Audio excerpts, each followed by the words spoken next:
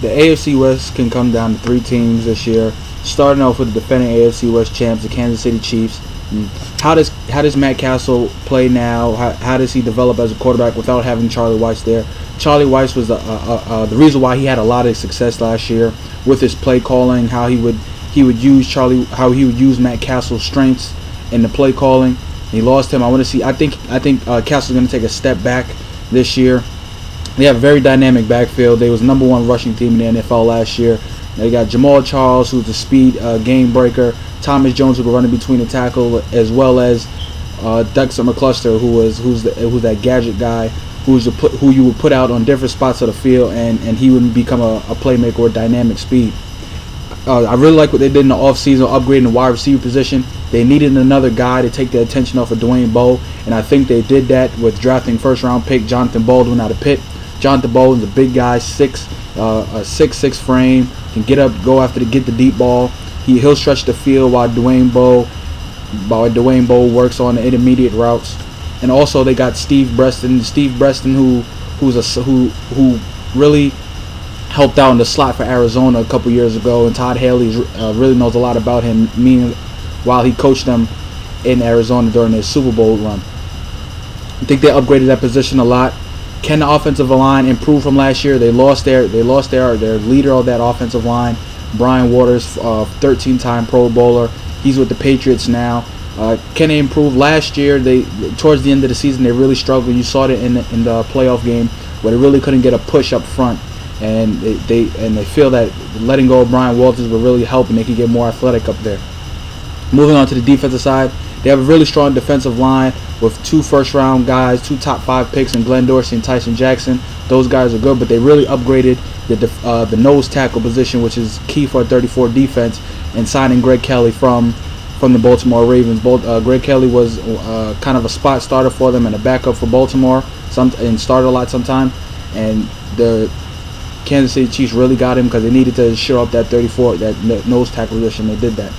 Can they get a pass rush? Can Tom Ali last year, he was motivated by getting a new contract. It was the end of his deal, getting a new extension, and he led the AFC with 14.5 sacks. Now that he's got his money, is he motivated enough, and can he help help this team get a more pass rush than they did last year?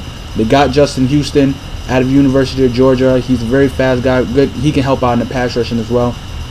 And this is one of the best young secondaries in all of football, led by Brandon Flowers, who I think can become a top 5 corner in this league this year. By the way he plays, very strong physical guy, can make great at tackling. Eric Berry, the rookie last year from Tennessee, who went to the Pro Bowl, and Brandon Carr is another good, and Brandon Carr, who is a good corner as well as Javier Arenas, who mans the slot guys, covers in the nickel packages. Moving on to the Chargers, can Phillip Rivers lead this team to a Super Bowl last year? They didn't make the playoffs due to the Chiefs winning the division. Can he lead this team? There's always been that problem. Can he win the big game? Hasn't shown it yet. He did take his team one year to the AFC Championship game against the Colts with a torn ACL. So they just want to know, is he that guy mentally? Can he take them? Is he the next Dan Marino, or can he become a winner? They have to find a running back. Ever since LT left, or LT started to decline, and they let him go, they really haven't had that consistent rushing attack. They drafted Ryan Matthews out of Fresno State last year. He was dinged up a lot, got hurt, and they also have Mike Talbot, but Mike Talbot's not a guy. He's more of a guy who gets you 3 yards. He'll move the pocket for you. He's more of a short yardage guy.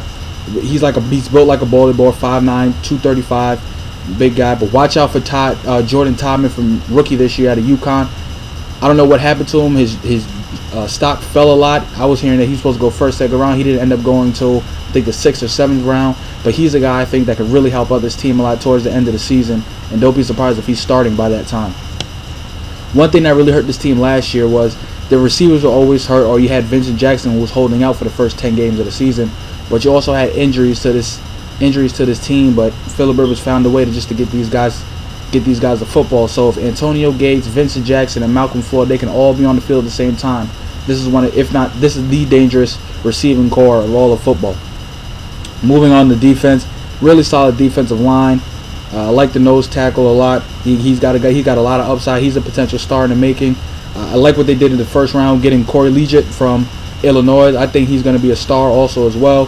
Very good player, can rush the passer as well as stuff the run in that 34 look, playing that 5 technique, playing that end. Can they get a solid pass rush? They really haven't gotten a really dominant pass rush, even though they've mustered a lot of sacks. They haven't had that dominant pass rusher like they had when Sean Marion was there, or since later years of Sean Marion's career. I like the Takeo Spikes move. Get a little bit more veteran inside, a lot of leadership. This defense is a little bit young. I think this defense lacked a little bit of leadership, and getting Takeo Spikes should help out a lot. Very good secondary with Quentin Jammer and Antoine Cason at the corners. Eric Weddle, one of the best safeties in all of football. Good that they re-signed him back. But the key to this is Bob Sanders. They signed Bob Sanders. Can he stay healthy, and can he return to that old form when he was one of the best safeties, if not the best safety at the league at the time? I really think that the Chargers will probably be in the playoffs this year if everybody could stay healthy and they could muster up a pass rush and they could find a running game. Moving on to the Raiders. The Raiders are the team that I think that can make a leap and will probably make the playoffs this year, depending on how Jason Campbell does. This is his second year in this offense. How does he handle Hugh Jackson's offense? I want to see what he does there. They have one of the best backfields in all of football, with Darren McFadden and Michael Bush, who's probably the best backup or second best backup in all of football. Can Darren McFadden stay healthy enough? He had a broken orbital bone this year. He's always had those hamstring injuries that's always tweaked his career and held him back. But he's hoping if he can stay healthy, he can have a breakout year as well. Also, watch out for the rookie Tywan Jones that they got out of Eastern Washington. Very fast guy, speed guy. You know how Al Davis loves his speed, and this guy, he's one of those guys that can take a play a long distance, create a short run, and make it to a long distance with his speed. Can these young receivers step up and help Jason Campbell? Can Darius Hayward-Bay live up to that first overall receiver taken in the draft? Can he live up to that expectations? Can he get better with his consistency? Is Jacoby Ford really the number 2, or he's the slot guy for this? And if he is the slot guy or the number 2, who's going to step up at that outside position or at that slot? Is it going to be guys like Louis Murphy? Is he going to step up? But I think Jacoby Ford can really challenge a lot of teams just because of his speed, getting down the field, and he can also set them up for great field position on kick and punt returns. They didn't get a chance to re-sign their best tight end. He went to Seattle. But Kevin Boss should really help out a lot. He was really reliable to Eli Manning. Jason Campbell loves throwing to his tight ends, so expect Kevin Boss to have a really good season, and hopefully they can help. He can help Jason Campbell just as a safety blanket. Also, their offensive line is young, but it's solid. They're waiting for these guys. If they could just build that chemistry and gel a lot, I think they could be one of the best offensive lines in the whole league. Moving on, they have one of the strongest defensive lines of all of football. When you talk about Lamar Houston at one end, Jason Seymour, Tommy Kelly, and Shaughnessy as your starting D-line, with guys like John Henderson backing up Kelly at the defensive tackle position, and Jarvis Moss helping out as a pass rusher. They can definitely rush the quarterback, and they can stop the run, especially up the middle with Seymour and Kelly and John Anderson. They should help out with stopping the run a lot. Also, they definitely have one of the youngest and fastest and most athletic linebacker corps, with Rolando McClain, Quentin Groves, and Cameron Wembley. Those guys can really run. They're really athletic. They can move. I'm going to see how they all mature during this year. Quentin Groves has always been in between that linebacker or defensive end. He's finally at the linebacker position. I like him at the linebacker a lot, especially on the weak side. They do lack depth behind that position, but hopefully they can find guys. Hopefully those young guys can stay healthy, or they can build depth on their way there. And even though that they lost Nnamdi Asomugha, the best corner in all of football, I believe that this secondary is really underrated, especially if they can generate a good pass rush with Wembley coming off the edge along with the starting 4, or it's Quentin Groves as well, because they can both rush the passer. But I think that this defense with Michael Huff at safety, and you got Tevon Branch as well, and also Stanford Drought. I think Stanford Drought is one of those underrated corners. he saw a lot of work due to the fact of because of Nnamdi Asomugha was on the other side, but I think he'll really step up and have a breakout year this year. Moving on to the Denver Broncos, Kyle Orton is a starting quarterback, but for how long? He had a career year, over 3,600 yards, 20 touchdowns last year. But the offensive system has changed. They're going to more of a pro style, other than that spread attack look. But with Tebow right behind him and the fans pushing for Tim Tebow first-round pick, how long is he going to be the starting quarterback for? Can Noshawn Marino stay healthy enough a whole NFL season to live up to his potential and live up to his first-round billing? Can he carry the whole load for the team? Also, Willis McGahee will help out a lot. Which one of those guys are really going to step up really and just become the main load carrier for them? Is Brandon Lloyd going to be able to repeat the career year that he had last season with over 1,400 yards and 11 touchdowns?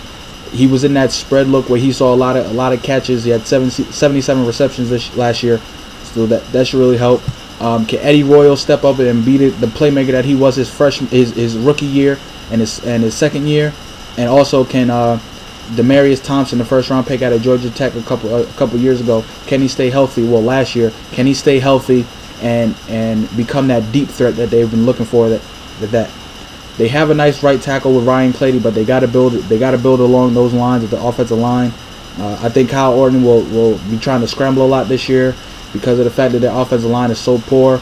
They have one of the worst offensive lines in the league, in my opinion. So they really got to improve that. Elvis Dumervil returning should really help this team create a pass rush. They're switching from that 34 to a 4-3 look again. John Fox is bringing that 4-3 look from Carolina, bringing guys like Robert Ayers, who was an outside linebacker in the 34. Now he's in his natural position, more of a four lineman set, rush end, hand in the ground type of guy. I like Von Miller a lot. He should help out as a pass rusher as well. And also DJ Williams should help out at linebacker. They really need to find a middle linebacker. I think they got to get better at that position to help out. But can Von Miller also help at run protection? How does he fight off blocks? Because he's normally a pass rusher, just rushing off the edge of the 34 look. Have a very good secondary with Champ Bailey, guy with Hall of Famers of Champ Bailey and Brian Dawkins. But Raheem Moore, second-round pick out of UCLA, should really become a future star in this league. He's a ball hawk at the free safety position, so I really like Raheem Moore a lot. I think the Raiders can really challenge the Chargers for this division. I think the Chiefs will really take a step back, and I really think the Broncos are really going to have one of those bad years this year. Let me know what you guys think, and leave your comments at the bottom. Thank you.